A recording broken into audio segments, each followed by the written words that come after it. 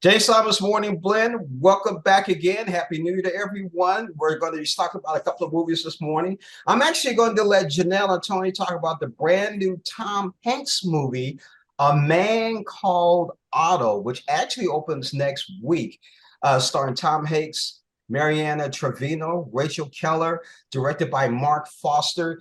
Uh, Go ahead, Janelle. You get started first. I was actually pleasantly surprised by this movie. Well, it's very different than the trailer kind of represents itself. It's a lot darker than it is kind of advertised to be. I'm not going to give anything away because that I don't want to spoil any of that, but it is a lot darker than what it appears to be.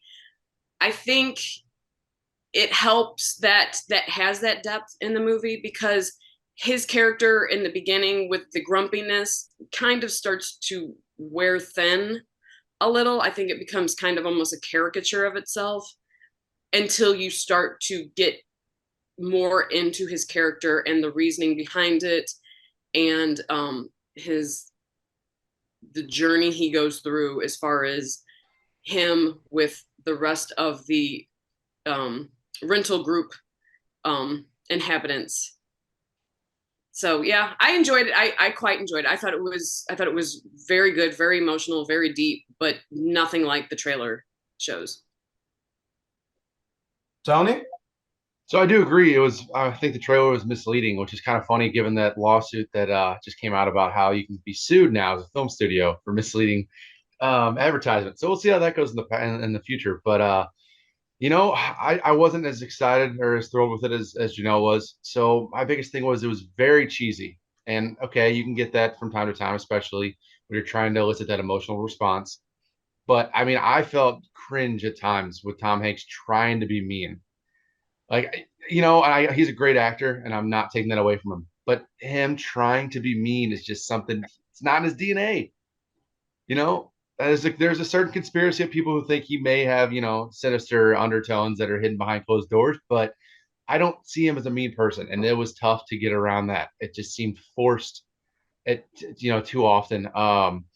The emotional aspect, 100%. This will elicit an emotional response from you, whether you like the film or not. This will get to you in some way, and I do commend Mark Forster for that. However, there's just so much along the way that takes forever to kind of materialize, and then when it finally does, you're like, oh, well, obviously this is where this was going. I thought you were going to give us a curveball, and they don't, unfortunately. But I don't think it's spoiling anything because it does mention it in the trailers, but it's also weird trying to watch Tom Hanks figure out ways to kill himself. It was it's very unsettling, but Mm-hmm. very, very predictable. So, Janelle, what would you give it? I would give it about a 3 out of 5. It, like I said, it was good. It was good, but like Tony's exactly right.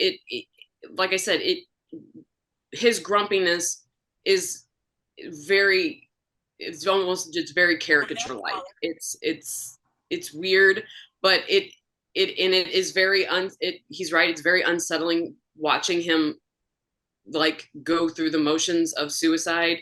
It's, but yeah, I mean, yeah, 3 out of 5. It's Tony? good, but it's weird. Three out of five for me as well, and I give it a couple reasons for that. So Mariana Trevino really is the heart and soul of this film. I know it's focused on Tom Hanks. There's some other side characters as well, but she gives such an authentic performance that it feels so natural and really kind of brings everything together, in my opinion. Um, and I can't really mention more than that other without giving anything away. It's something that's going to fall by the wayside. Not many people are going to see this film when it hits streaming services. Maybe they will. At home, I think it's worth a shot to give it to, but I can't recommend people to go spend their money in theaters when there are other things to be seen. And just still, even to that fact that it's just really that he missed the ball. And that's so Mark Forster's had an interesting 2022 slash start 23. Um, and so is Tom Hanks. Speaking of other films, let's move on to Megan. I'm going to go ahead and get started with this. Janelle and I got to see this the other night. Megan is listed as a horror movie, stars Allison Williams, Violet McGraw, directed by Gerard Johnstone. It's from Blumhouse, which we expect some fun things to happen from. Uh, and it's actually about how far can AI go in a toy? How far will it go? How far can we make it go? What's it like for children, you know, teaming up or bonding with this toy that's this extremely advanced AI toy who is supposed to be her friend and actually takes protecting her to another level. Again, I think Janelle will agree with me. The bully deserved what he got, maybe, but he definitely deserved what he got. I think the CEO of the toy company, yes, he deserved what he got. Easy And I now. thought it was I thought it was very interesting that lab scene when they tried to shut her down. That was a lot of fun too. So Megan, maybe a horror, it could be, but it's no Chucky. Janelle? Actually, Tony, did you get to see? You got to see it too, as well, Yeah, right? yeah. Oh, you I'll did? let Tony go. Okay. Tony? Oh, you want me to start? Okay.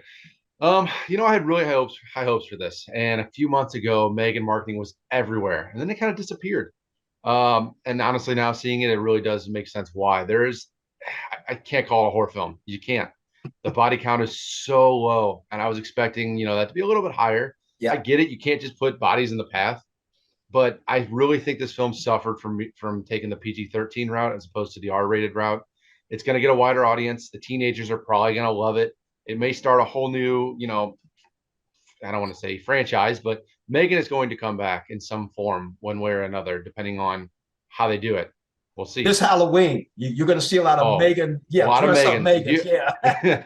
Yeah, a lot of wigs are going to be seen, and the TikTok trend, I'm sure, is going to be its own, monster. Mhm. But I was hoping for something so much more. It was so formulaic. It was very predictable. And it was honestly, I will say, kind of a credit to the filmmakers, very self-aware, never took itself too seriously, which I don't think fit for what they were, trying to accomplish. But they took a big swing. They didn't hit a home run, but at least they made contact. Yeah. Janelle? I had I expected it to be one of those movies that maybe wasn't a hit right out the gate at theaters, but it would have a cult classic like kind of building, and it might. I thought it was so cringy and so just not good. Like it just it the acting was not great. I thought Allison Williams looked very stiff, and maybe that was supposed to be the way the character. I thought her lines were delivered poorly. It was, they tried to bring an emotional aspect to the movie. I think that was awful. The doll wasn't even creepy. Like it seemed actually creepier in the trailers Yeah. leading up to this movie than the movie did itself. She actually, I mean, maybe it's a credit to how good the AI was, but it just seemed like another character, and it wasn't like, oh, the doll is there and then the doll is here. It was just it just I just thought it was just poorly done. It wasn't. I didn't think it. I thought the laughs came at the expense of the movie instead of, like, I'm sure there was deliberate laughter trying to be injected in the movie, but I felt like the laughter was almost at the movie instead of with the movie. So Yes. Yeah. Yeah. Yeah. it just, no, it did not, it didn't do, no. Yeah. It should have been a lot Smile was creepier than this movie, and this movie had all the elements of a great horror cult classic movie, and it just completely missed. Drop the ball on it. Yeah, you're right. Again, we always sit close to each other, so I'm sure you heard me. What the hell? And started laughing. Oh, hell no. Yeah. And it was one scene when the mother got slapped. Let us slap a mother from the hood and see what happens. Let's get started with it. 2.5 out of 3 is what I will give out of 5. 2.5, maybe a 3 for Megan. Tony, what do you give it? 3 out of 5. It's ambitious. Like you said, I mean, people are going to flock for Megan. However, like, we talked about cringe-worthy dialogue. Allison Williams looked uncomfortable. I mean, the whole interaction about, getting your niece did seem to care about your sister, at all. That was a little bit wild. This girl, I mean, this actress captivated the world in Get Out, and this one she just kind of seemed like she wasn't in it. But I do want to give props to Amy Donald. To be her parent, it's got to be terrifying because that's what you're going to look at for the next, few years. And I'm sure she's going to channel that at times too, just to really, irritate him. But I was hoping for so much more. Yes, I had fun with it. It's multi-tonal. It's a comedic thriller. It's not a horror film. But it was definitely lacking areas I was hoping for.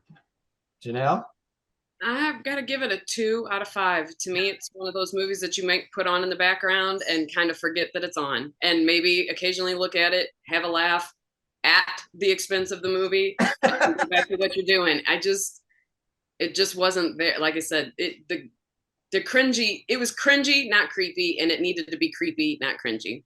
I agree, definitely. So it sounds like basically a 2.5. That's fair. Basically 2.5. Janelle, Tony, thank you so much for joining us on Morning Blend and talking about these movies. Folks, you heard it from these guys and from me. We will see you next week.